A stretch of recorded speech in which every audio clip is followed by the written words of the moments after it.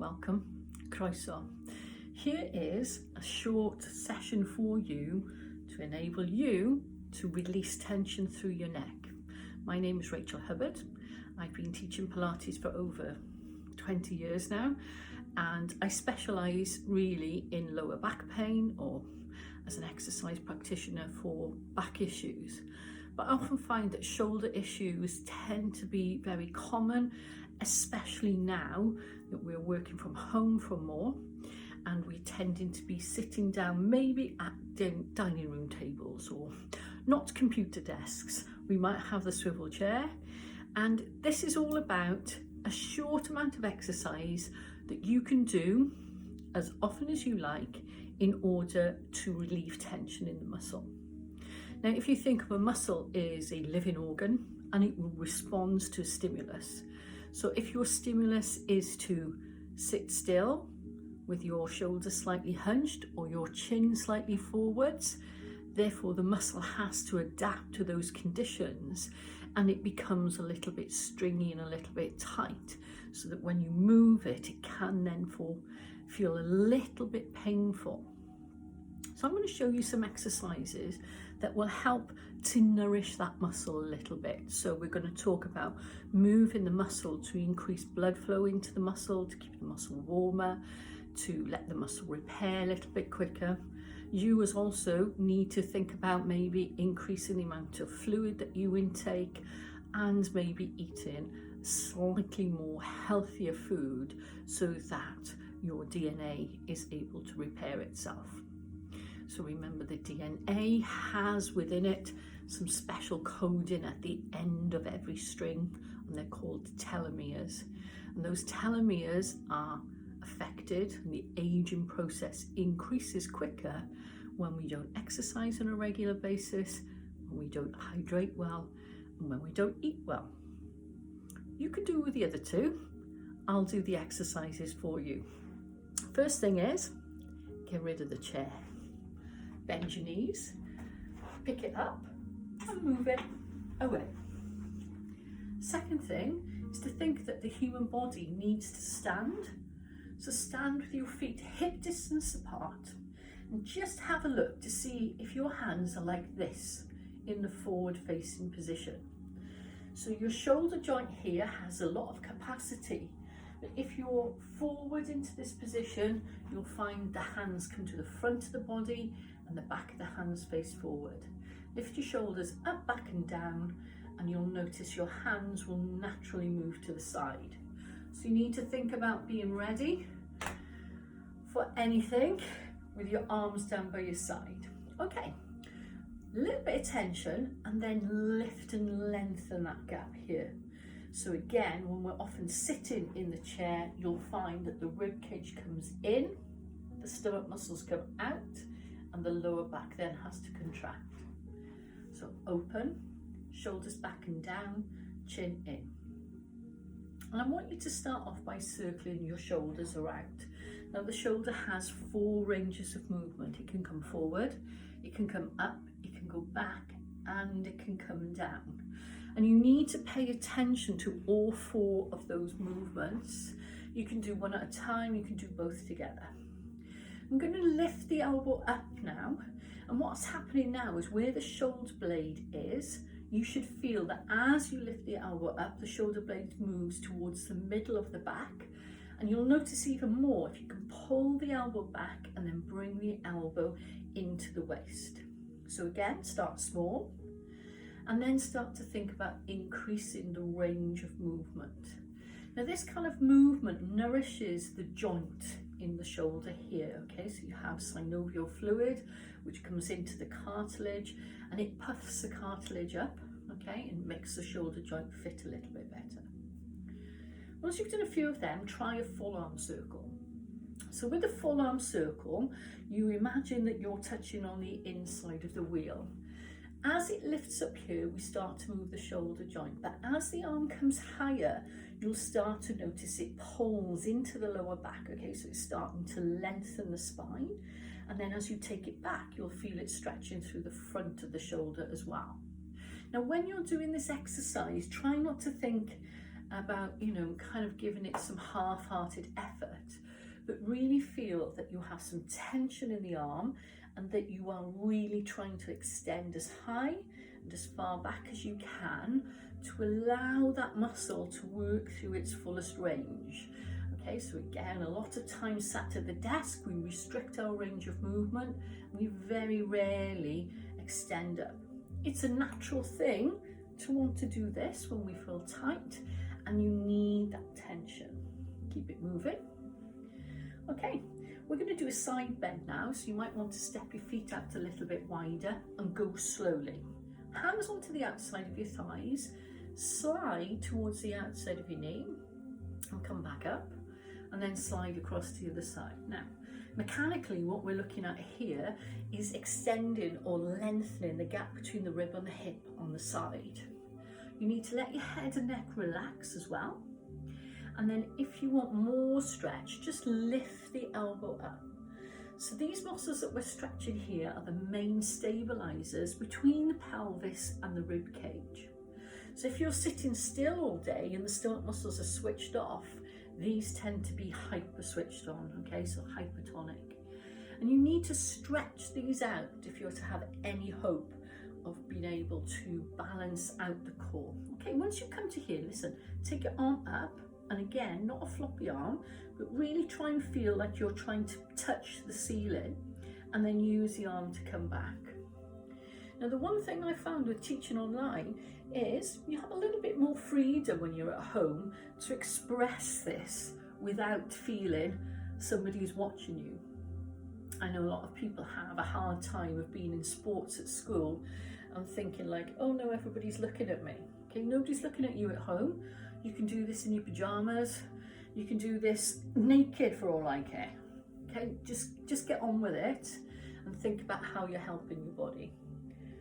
Okay, it's nice and sensible. Okay, taking the arms in front now. So watch, the hands are center, okay, to the chest. Drop your shoulders down and then take your hand to your shoulder and come back in. But what you need to do is to follow it with your eye. So your eye is looking at your thumb or your elbow, and that you're rotating around to look backwards, whilst at the same time keeping the knees and the hips towards the front. And that's because the end part of the rib cage has a slight rotational capacity, so you can move the upper body independently, yeah, of the hips. One more time, and then release. Okay, roll your shoulders. Then take both arms and lift up as if you're taking your jumper off. So roll your shoulders and then take both arms and lift up. Nice work. Let's try that one more time. Is that feeling okay? Okay, we're going to do some work for your hips and your lower back. I'm going to start with your feet. And what I want you to do is to just move your feet. Imagine your feet are stuck to the floor with some Velcro. Peel the feet up off the floor. Okay, and feel how that moves your ankle and the bones in your feet and your toes. Now notice your head does not move. Okay, now watch. Take the weight onto one leg, lift up and transfer the weight onto the other leg. So imagine that you have water that you're shifting from one side to the other. This kind of movement starts to help us move the blood around the body, okay? So when we're at rest and sitting at our desk, 80% of your blood remains in your central torso, okay? But we actually want to get the blood moving down to your feet and your legs. You might notice that when you're sat at your computer for ages, your feet get cold. That kind of thing is just about keeping the body functioning in a way that it's designed to do. Okay, so we're going to lift the hips. If you've got really bad balance, just hold on to something. Otherwise, lift one knee up, place it down, think of that shift of water, and then lift the other knee up. Now, when you're lifting the knee up, the leg that you're standing on, you want to push the hip forward and not lock the knee out. Okay, so you want to lift. Now, I find it personally a little bit easier to use my arms. If you don't want to use your arms, that's fine. You don't have to feel like you're in the ballet. It's just a matter of levers. Okay, so this will help you balance, but you should feel your core starting to activate. So a lot of lower back pain is due to the fact that our abdominal muscles become weaker and therefore cannot create that pressure that pushes the spine up into its normal alignment. 2 more goes. 1 more go. Okay, take your feet out wider and then just press side to side. Now you can do all of these stretches at your desk. You know, if you were in the office, you'd probably feel a little bit self-conscious, but if you're at home, just do that. So just press to the side. Now watch. Bend this knee, reach this arm up, take it over, bring it back, place it on your hand, and take this arm over, but watch this knee stays bent, yeah?